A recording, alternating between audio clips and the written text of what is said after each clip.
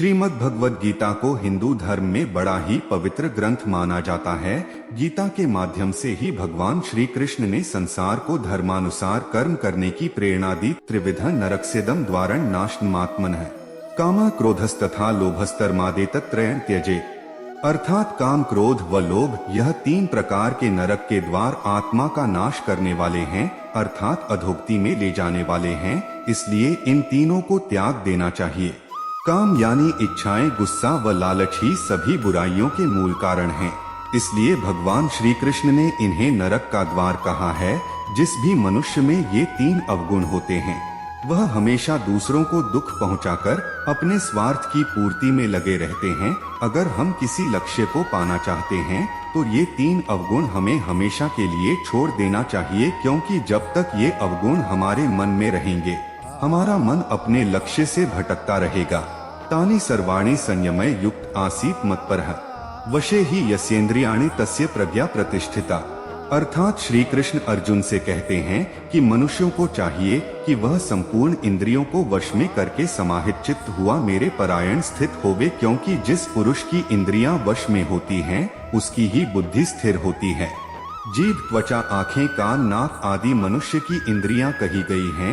इन्हीं के माध्यम से मनुष्य विभिन्न सांसारिक सुखों का भोग करता है। जैसे जीभ अलग अलग स्वाद चखकर तृप्त होती है, सुंदर दृश्य देखकर आँखों को अच्छा लगता है। श्री कृष्ण अर्जुन से कहते हैं कि जो मनुष्य अपनी इंद्रियों पर काबू रखता है उसी की बुद्धि स्थिर होती है। जिसकी बुद्धि स्थिर होगी वही व्यक्ति अपने क्षेत्र में बुलंदी की ऊंचाइयों को छूता है और जीवन के कर्तव्यों का निर्वाह पूरी ईमानदारी से करता है। योगस्थ कुरु कर्माणि सन् त्यक्त्वा धनंजय सिद्धय सिद्धयो समो भूत्वा समत्व योग उच्यते। हे धनंजय, अर्जुन कर्म न करने का आग्रह त्याग कर यश अपयश के विषय में संबुद्धि होकर योगयुक्त होकर कर्म कर, क्योंकि समत्व को ही योग कहते हैं। धर्म का अर्थ होता है कर्तव्य। धर्म के नाम पर हम अक्सर सिर्फ कर्मकांड, पूजा पाठ, तीर्थ, मंदिरों तक सीमित रह जाते हैं। हमारे ग्रंथों ने कर्तव्य को ही धर्म कहा है। भगवान कहते हैं कि अपने कर्तव्य को पूरा करने में कभी यश अपयश और हानि लाभ का विचार नहीं करना चाहिए। बुद्धि को सिर्फ अपने कर्तव्य यानी धर्म पर टिकाकर काम करना चाहिए। इससे परिणाम बेहतर मिलेंगे और मन में शांति का वास होगा। मन में शांति होगी तो परमात्मा से आपका योग आसानी से होगा। आज का युवा अपने कर्तव्यों में फायदे और नुकसान का नापतोल पहले करता है, फिर उस कर्तव्य को पूरा करने के बारे में सोचता है। उस काम से तात्कालिक नुकसान देखने पर कई बार उसे टाल देते हैं और बाद में उससे ज्यादा हानि उठाते हैं। नास्ति बुद्धिर्युक्तस्य न चायुक्तस्य भावना न चाभाव्यत शांतिर्शांतस्य कुत सुखम। योगरहित पुरुष में निश्चय करने की बुद्धि नहीं होती और उसके मन में भावना भी नहीं होती। ऐसे भावनारहित पुरुष को शांति नहीं मिलती और जिसे शांति नहीं उसे सुख कहाँ से मिलेगा। हर मनुष्य की इच्छा होती है कि उसे सुख प्राप्त हो, इसके लिए वह भटकता रहता है, लेकिन सुख का मूल तो उसके अपने मन में स्थित होता है। जिस मनुष्य का मन इंद्रियों यानी धन, वासना, आलस्य आदि में लिप्त है उसके मन में भावना, आत्मज्ञान नहीं होती, और जिस मनुष्य के मन में भावना नहीं होती उसे किसी भी प्रकार से शांति नहीं मिलती, और जिसके मन में शांति न हो उसे सुख कहाँ से प्राप्त होगा। अतः सुख प्राप्त करने के लिए मन पर नियंत्रण होना बहुत आवश्यक है। विहाय कामान यह कर्वान पुमाश्चरति निस्पृह निर्ममो निरहंकार स शांतिमधिगच्छति। अर्थात जो मनुष्य सभी इच्छाओं व कामनाओं को त्याग कर ममता रहित और अहंकार रहित होकर अपने कर्तव्यों का पालन करता है उसे ही शांति प्राप्त होती है। अर्थात भगवान श्री कृष्ण कहते हैं कि मन में किसी भी प्रकार की इच्छा व कामना को रखकर मनुष्य को शांति प्राप्त नहीं हो सकती।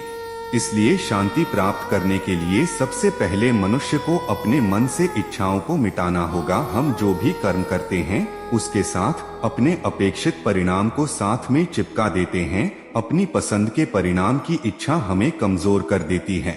वो ना हो तो व्यक्ति का मन और ज्यादा अशांत हो जाता है। मन से ममता अथवा अहंकार आदि भावों को मिटाकर तन्मयता से अपने कर्तव्यों का पालन करना होगा, तभी मनुष्य को शांति प्राप्त होगी। न ही कश्चित क्षणमपि जातु तिष्ठत्य कर्मकृत कार्यते ह्यश कर्म सर्व प्रकृति जैर्गुणे। अर्थात कोई भी मनुष्य क्षण भर भी कर्म किए बिना नहीं रह सकता। सभी प्राणी प्रकृति के अधीन हैं और प्रकृति अपने अनुसार हर प्राणी से कर्म करवाती है और उसके परिणाम भी देती है। बुरे परिणामों के डर से अगर ये सोच लें कि हम कुछ नहीं करेंगे तो ये हमारी मूर्खता है। खाली बैठे रहना भी एक तरह का कर्म ही है, जिसका परिणाम हमारी आर्थिक हानि, अपयश और समय की हानि के रूप में मिलता है। सारे जीव प्रकृति यानी परमात्मा के अधीन हैं। वो हमसे अपने अनुसार कर्म करवा ही लेगी और उसका परिणाम भी मिलेगा ही। इसलिए कभी भी कर्म के प्रति उदासीन नहीं होना चाहिए। अपनी क्षमता और विवेक के आधार पर हमें निरंतर कर्म करते रहना चाहिए। नेत कुरु कर्म त्वं कर्म जायो ह्यकर्मण शरीर यात्रापि चते न प्रसिद्धेत कर्मण। अर्थात तू शास्त्रों में बताए गए अपने धर्म के अनुसार कर्म कर, क्योंकि कर्म न करने की अपेक्षा कर्म करना श्रेष्ठ है तथा कर्म न करने से तेरा शरीर निर्वाह भी नहीं सिद्ध होगा। श्री कृष्ण अर्जुन के माध्यम से मनुष्यों को समझाते हैं कि हर मनुष्य को अपने अपने धर्म के अनुसार कर्म करना चाहिए। जैसे विद्यार्थी का धर्म है विद्या प्राप्त करना, सैनिक का कर्म है देश की रक्षा करना। जो लोग कर्म नहीं करते उनसे श्रेष्ठ वे लोग होते हैं जो अपने धर्म के अनुसार कर्म करते हैं, क्योंकि बिना कर्म किए तो शरीर का पालन पोषण करना भी संभव नहीं है। जिस व्यक्ति का जो कर्तव्य तय है उसे वो पूरा करना ही चाहिए।